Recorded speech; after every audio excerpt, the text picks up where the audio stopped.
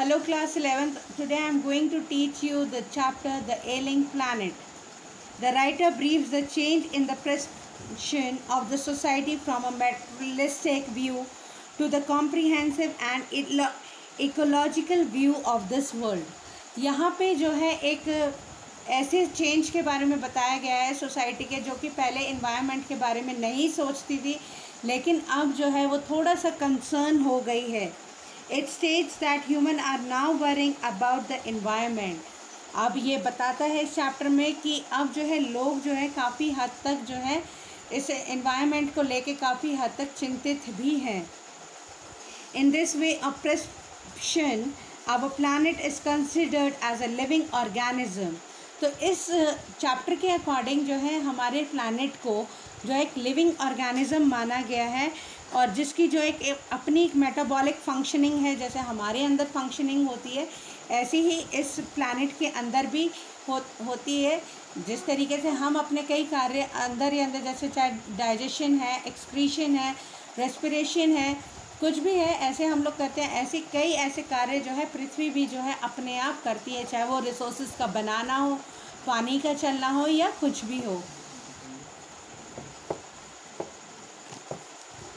Then the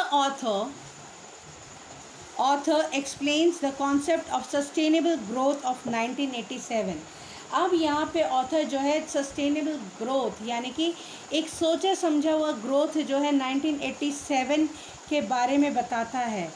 Meets the want of the current time without the losing the ability of upcoming generation. वो कहता है कि यहाँ पे जो है हमें ऐसे टाइम की ज़रूरत है जिसमें कि हम अपनी ज़रूरतें तो पूरी करें ही करें, साथ ही साथ आने वाली जनरेशन के लिए भी कुछ ना कुछ संजो के ज़रूर रखें.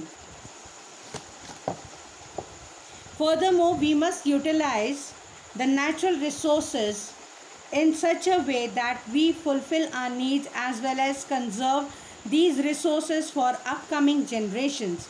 साथ ही साथ हमें जो है ये भी देखना है कि हमें किस तरीके से नेचुरल रिसोर्सेज को यूटिलाइज़ करना है और किस प्रकार से जो है हमें आने वाली जनरेशन्स के लिए भी बचाना है. और people consider themselves as a partner and not as a member of this planet. हर एक व्यक्ति को चाहिए कि वो अपने आप को पृथ्वी का पार्टनर समझे, ना कि वहाँ का मेंबर.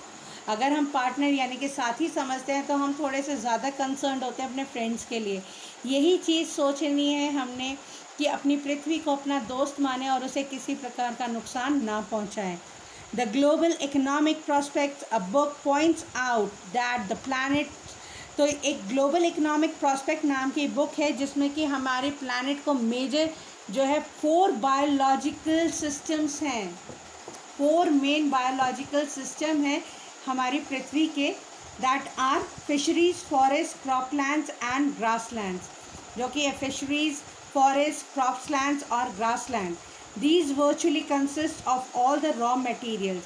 इसके अंदर जो है इन्हीं 4 चीज़ों से जो है हमें कच्चा माल, हमारी इंडस्ट्री का जो वर्ल्ड है उसे कच्चा माल प्रोवाइड किया जाता है. A non-sustainable utilization of these resources is occurring. लेकिन कच्चा माल तो प्राप्त हो ही रहा है, लेकिन साथ ही साथ ग्रोथ भी हो रहा है. लेकिन हम जब बिना सोचे विचारे जो है इन रिसोर्सेज को इस्तेमाल कर रहे हैं तो ये आने वाली जनरेशन्स के लिए नहीं बच पाएंगे. The writer is concerned about the lessening of the forest land. The dung which we should use as a natural fertilizer, we are generally using it as a fuel. फिर राइटर जो है थोड़ा सा कंसर्न्ड यानी कि परेशान है यहाँ पे जो फॉरेस्ट लैंड कम होती जा रही है उसकी वजह से. डंग यानी कि गोबर, जिसे कि हम नेचुरल फर्टिलाइज़र के तौर पे यूज़ करना चाहिए, वो हम फ्यूल की तौर पे यूज़ करके जो है उसे जला के वेस्ट कर देते हैं. On the other hand the soil is not getting natural fertiliser. दूसरे हाथ पे जो है हमें हमारी मिट्टी को जो है नेचुरल फर्टिलाइज़र नहीं मिल पा रहे हैं, वो सिर्फ कृत्रिम यानी कि आर्टिफिशियल फर्टिलाइज़र से ही यूज़ की जा रही है, जिसकी वजह से मिट्टी और ज़्यादा ख़राब होती जा रही है. Then the writer refers to article 48A of Indian Constitution. It states that the state should guard and improve the forest and the wildlife as well. फिर राइटर हमें आर्टिकल 48 भारतीय संविधान का 48A आर्टिकल के बारे में बताता है, जिसमें वो कहता है कि इसमें ये लिखा हुआ है कि सरकार, राज्य सरकार का जो काम है वो ये है कि फॉरेस्ट लैंड और उसमें रहने वाले जानवरों की देखभाल करना, ये भी उस आर्टिकल का यानी कि हमारे भारतीय संविधान का एक हिस्सा है. But they do not impose the law appropriately. Then the writer refers to the parliamentary committee report that says the decline of the forest at a frequency of 3.7 million acres every single year. कहते हैं लेकिन वो ये laws जो हैं appropriately यानी कि सही तरीके से बिल्कुल इस्तेमाल नहीं कर रहे हैं. फिर वो रेफ़र करता है पार्लियामेंट्री कमेटी की एक रिपोर्ट के बारे में, जिसमें ये बताया गया कि हर साल 3.7 मिलियन एकड़ जंगल जो हैं नष्ट होते जा रहे हैं, बर्बाद होते जा रहे हैं.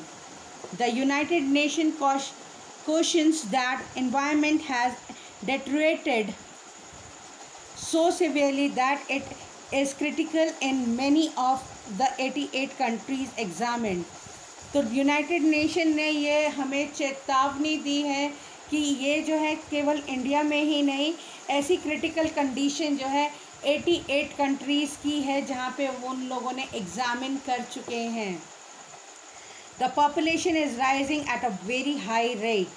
पॉपुलेशन जो है दिन प्रतिदिन काफ़ी ज़ोर शोर से बढ़ती चली जा रही है. Development and growth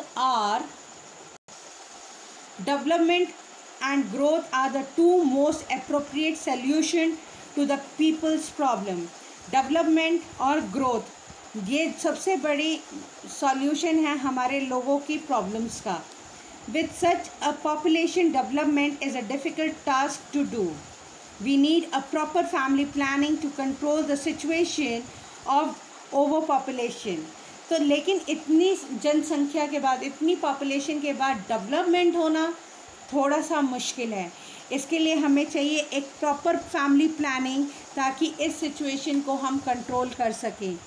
there is a major need to control the population of the earth. यहाँ पे एक बहुत बड़ी ज़रूरत है हमारी पृथ्वी की पॉपुलेशन को कंट्रोल करने के लिए.